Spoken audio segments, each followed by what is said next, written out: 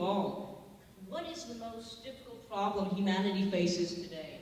Is it oligarchy? Is it climate change? Is it food insecurity? Is it global poverty? Or is it racism or corruption?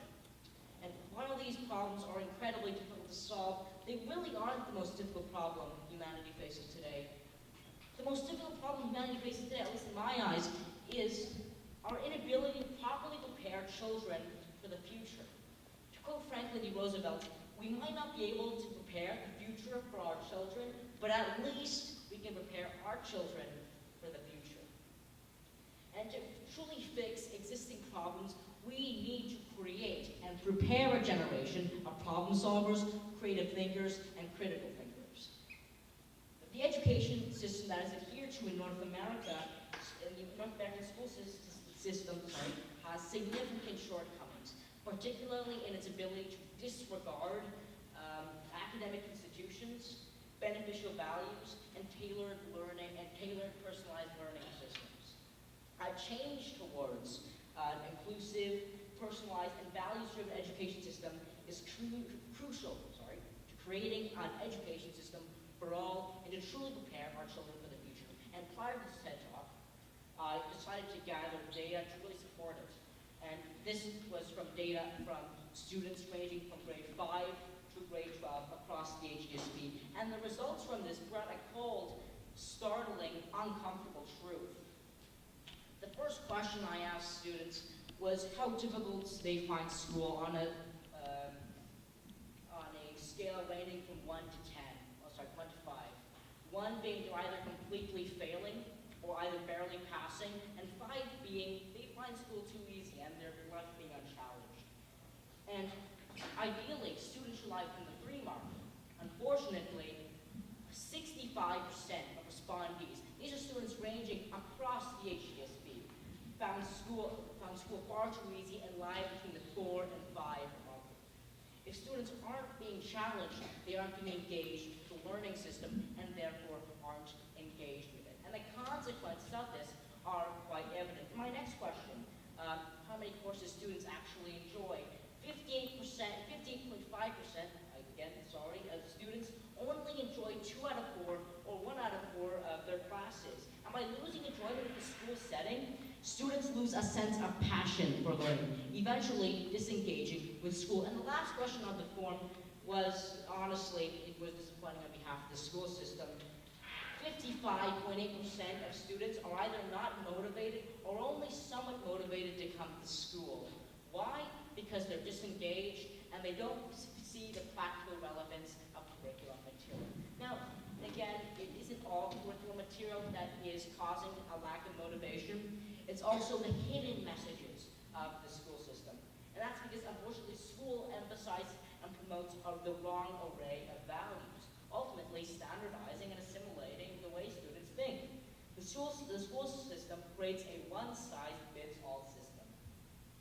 And this students really develop the impression that there is only one way to think and only one way to tackle problems. This leads to a lack of critical and creative thinking skills. Of course, an educator can prompt these values subconsciously. An example, I'm sure you've all seen it in some form or another. A teacher asks a class an open-ended question. When she receives the answers, when they receive the answers they want to receive, they write it down. They say, "Ooh, I like the sound of that," and they will only write down those answers. This really promotes the idea that if you don't like the way somebody thinks, you should just tune them out. Obviously, this isn't the case. And really, let's take a step further. How are students being taught what it means to succeed? Again, the school system is redefining what it means to succeed. Instead of pushing or putting an emphasis on intrinsic motivation or intrinsic satisfaction, it's putting an emphasis on success as a direct product of external approval. Now, there's competition for grades, for athletic results, for standardized test results. I mean, for everything. And somehow it's never good enough for these students, myself included. And what this creates is a system of gratification where the student is no longer happy with what they can do. And so students who are unable to find that recognition they're looking for ultimately crumble under the stress, myself included. So another shortcoming of the education system is the standardization, as I mentioned before. And ultimately, students aren't being taught to seek new opportunities. They're being taught to seek higher test grades. And while this is great for getting to university, it isn't great for becoming lifelong learners. Luckily, student-led education is a method of combating this imperfection. Here at Garth Webb, there are actually institutions that are promoting this, so I'm happy with that. Well, let me tell you a story. 4 years ago, under a late dramatic paradigm shift, I became incredibly concerned and really devoted to climate change and its solutions. I began pouring through book after book, dozens of them, science articles, countless documentaries, and really what I found surprised me. I found that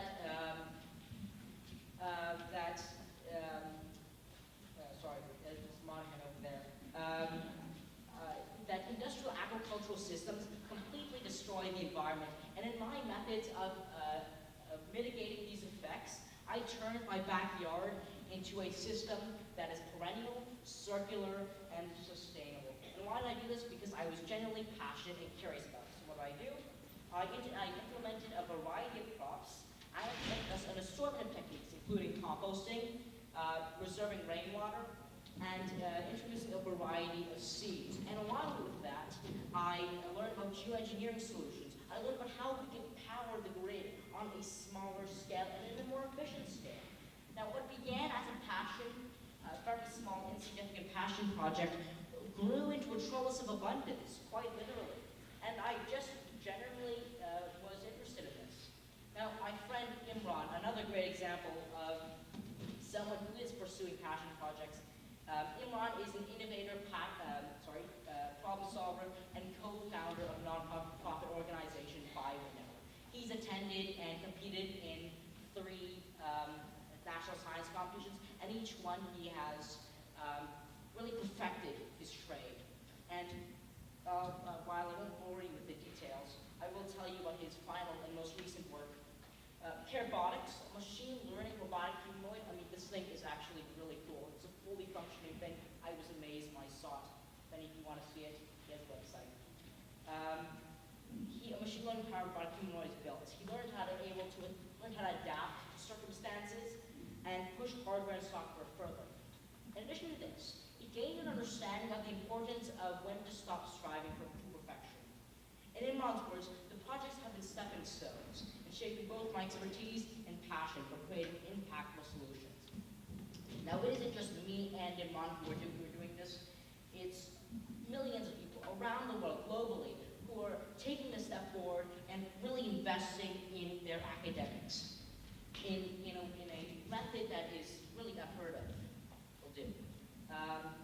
So our experiences aren't the sum of a rigid curriculum. They're the sum of curiosity and passion. I truly believe that everybody can have access to this and that we can really implement this worldwide on a national scale, on a global scale, so that everybody has access to these sorts of systems.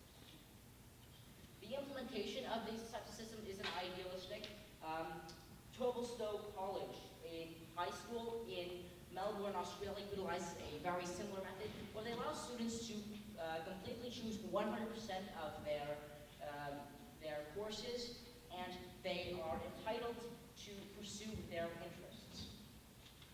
Now, this approach fosters creativity, autonomy, and a deeper engagement with learning.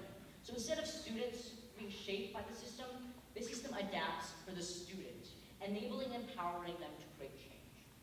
My brother and I love the song Another Brick in the Wall. I'm not sure you've heard it, REM. And I now find myself realizing that the lyrics of the song have become a startling, grave truth. The education system that is installed in North America has significant room for growth. It is coming there, but it still has room for growth. Particularly in its ability to promote beneficial and purposeful values and to support diverse intellectual strength. Contrary to this famous pop song, teachers, we do need education. Teachers, don't leave those kids alone. Engage with them. And We really don't need students to become another brick in the wall. I say, challenge the status quo. Be yourself, find your passion, and interact with the world around you. This isn't all unpleasant news. On a global scale, institutions are arriving, like Garth Webb, who are really pushing students to be their best and find their passions. Whether humanity resolves some of our bigger problems will depend on whether we truly empower the generation of today, whether we stop academic assimilation, and whether we create a meaningful, value-driven education system. Ultimately, whether we prepare our students for the future will determine and undermine humanity's success as a species. Thank you very much.